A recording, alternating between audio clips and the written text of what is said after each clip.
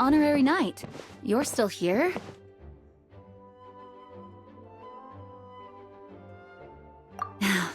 Is it that obvious? Huh?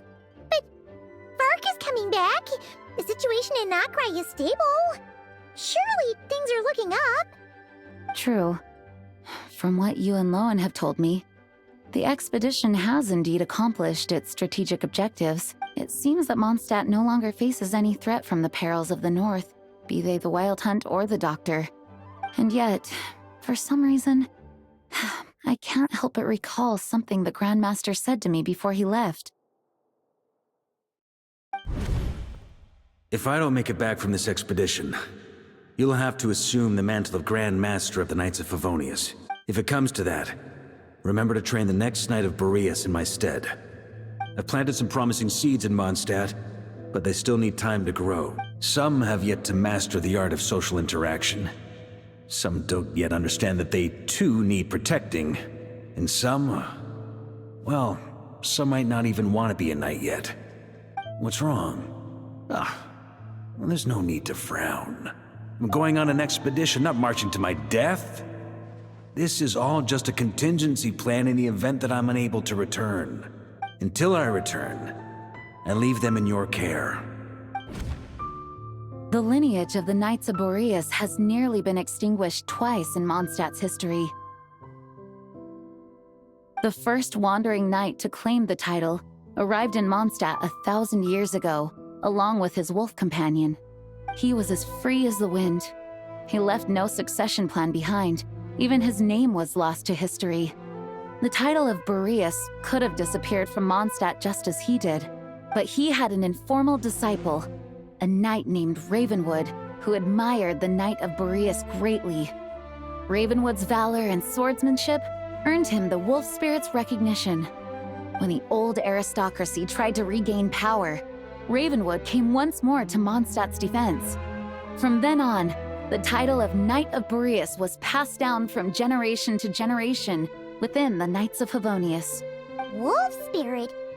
You mean that big blue wolf in Wolfenden? Correct. As you may already know, the Wolf of the North is the surviving spirit of an ancient god. And the Knight of Boreas serves as an intermediary between him and humanity. Lupus Boreas, who had never known what it meant to love, came to understand it through the journey with his human companion.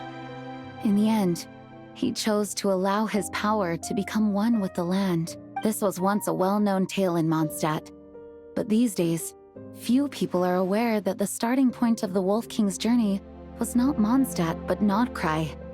Huh? The great Wolf King of the North came here from Nokrai, although he doesn't like to speak of his past. In fact, he rarely shows himself to people at all nowadays. As such, this tale can only be found deep within the Knights of Favonious library. Even among the Knights of Favonious, few are aware of it. The Grand Master didn't disclose any concrete objectives before departing on his expedition. I couldn't help but wonder whether it might somehow be related to Nokrei's Wolf of the North. I kept my speculations to myself, however. Sharing them would only spread unwarranted suspicion toward the Four Winds among the people of Mondstadt. You experienced the turmoil caused by Dvalin the East Wind's actions for yourself. Surely you can understand my concern? No wonder Varka wasn't clear about his motives. Is that what he was worried about? Very possibly. He was probably also reserving judgment.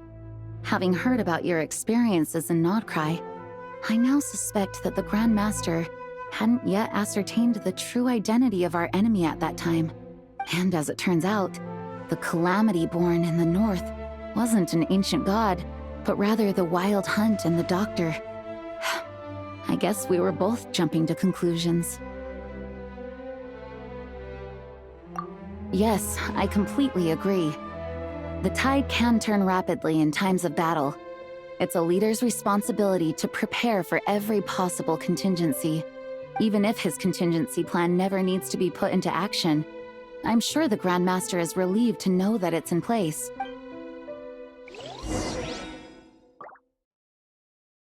Hello. May the animal archon That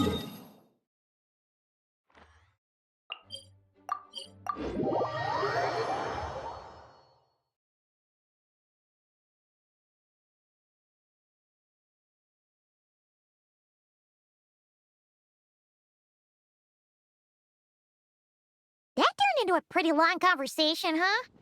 We should probably go deliver those letters to the Angels share now.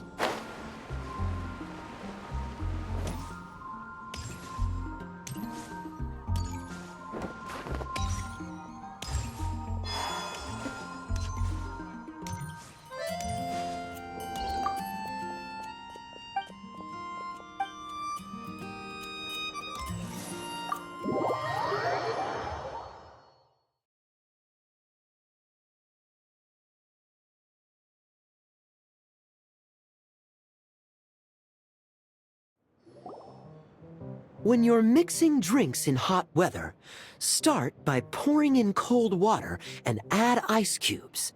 Then drain out the water before adding the other ingredients. How's that for a secret recipe?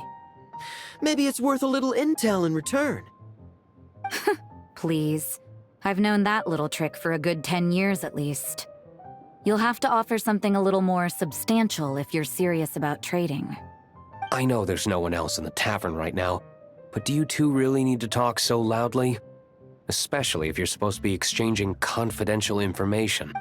Hiya! Rosaria! Diluc! Paimon knew we'd find you here. Looks like it's about to get even noisier. A little liveliness never killed anyone.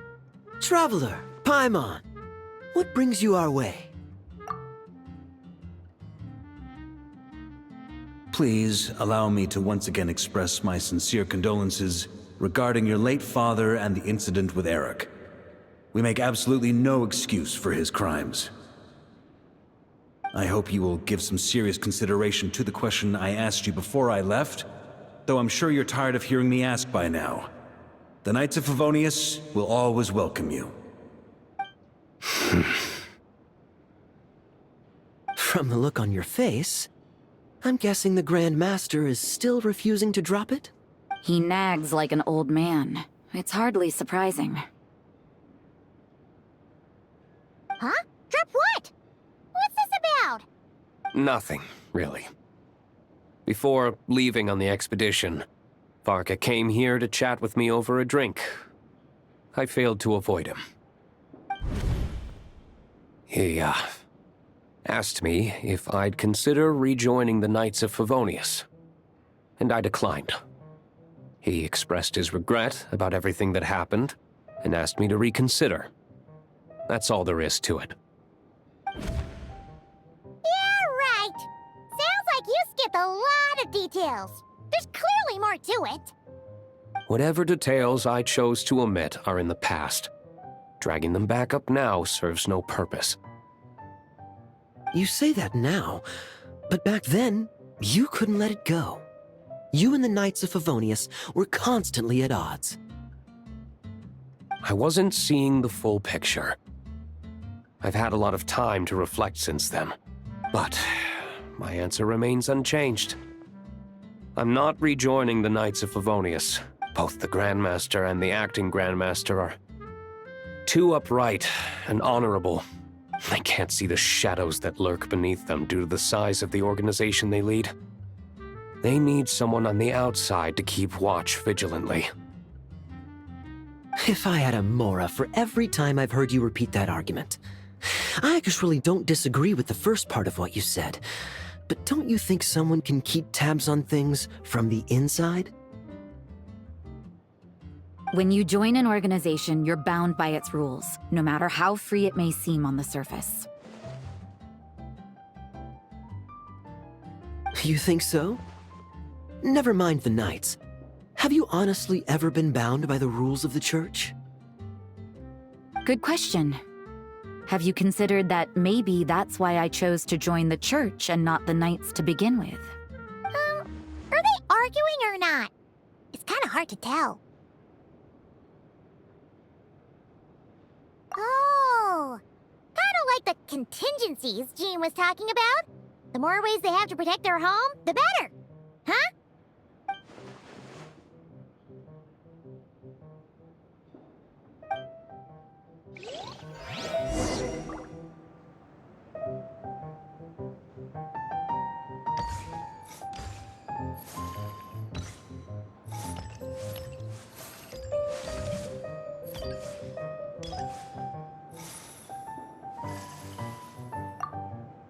What should I report back to the Grand Master on? Let me think. Public order inside the city? Monster activity in the wild? Oh, and a review of the latest vintages. I think I'll leave it at that.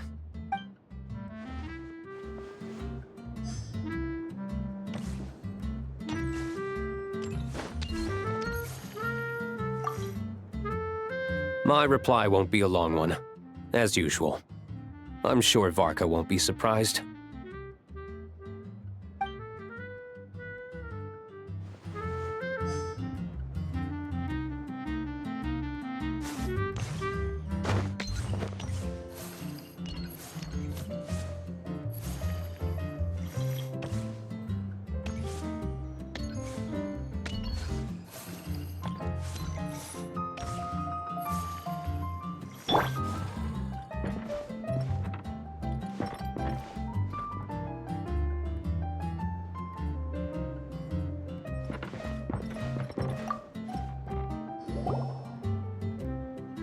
If you hadn't had to deliver that guy's mail, you wouldn't have been subjected to all this tedious arguing.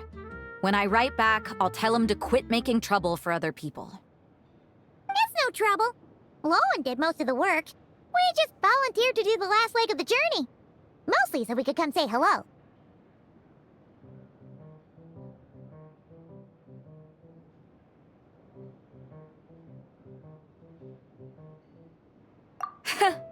So you see what's really going on here? All three of us fell for that old rascal's scheme far too readily. Huh? Scheme? What do you mean? Was Varka lying in his letters then? No. While I'm sure Varka knows full well that Diluc would never agree to rejoin the Knights, I believe the sentiments he expressed were genuine, as was his offer to welcome Diluc back. There are people like Kaya and I, and then there are those who are true champions of justice to the core. Those people are the most susceptible to being driven to extremes by great upheaval. It's happened in Mondstadt before. Not only that, but it happened to a Knight of Boreas. That'll really hit home for Varka. And that's why his nagging is even more persistent than usual.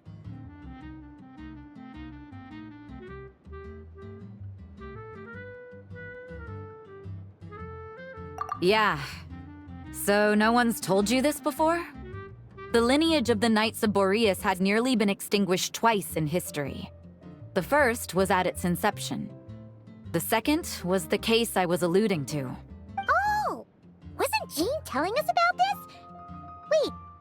And then we got caught up talking about the expedition, and we never got around to the second time. I happened to hear about it from Varka once when he was drinking and started yammering on.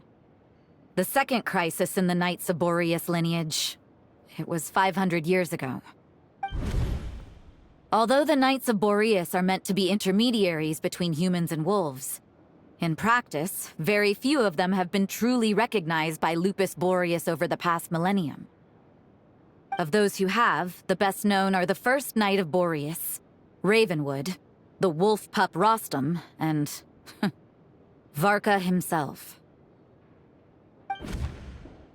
But 500 years ago, there was one who earned the respect of Boreas even before gaining the title. He was a disciple of Rostam. They thought he would become the mightiest Knight of Boreas who ever lived. He was the perfect knight. Righteous, principled. His name was Roland, the blood-stained knight. Yikes! Bloodstained Knight?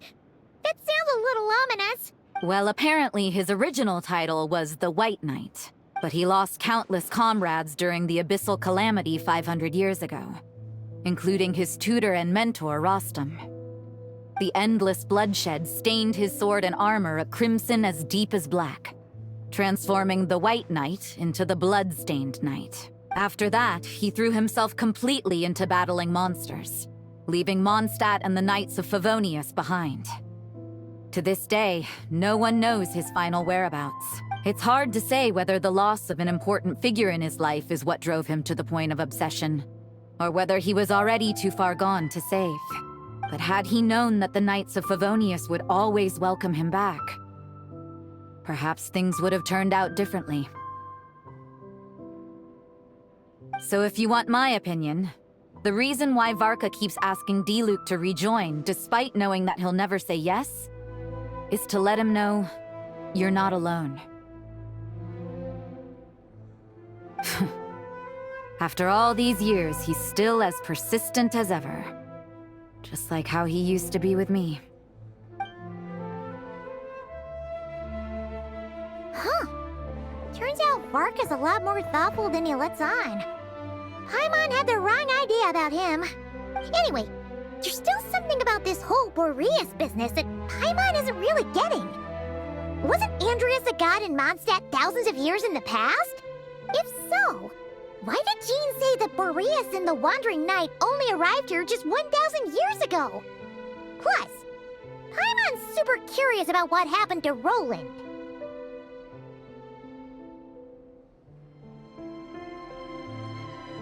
That's a great idea! Jean said he hasn't been showing himself much lately, but he always seems happy to oblige whenever you show up. Let's go!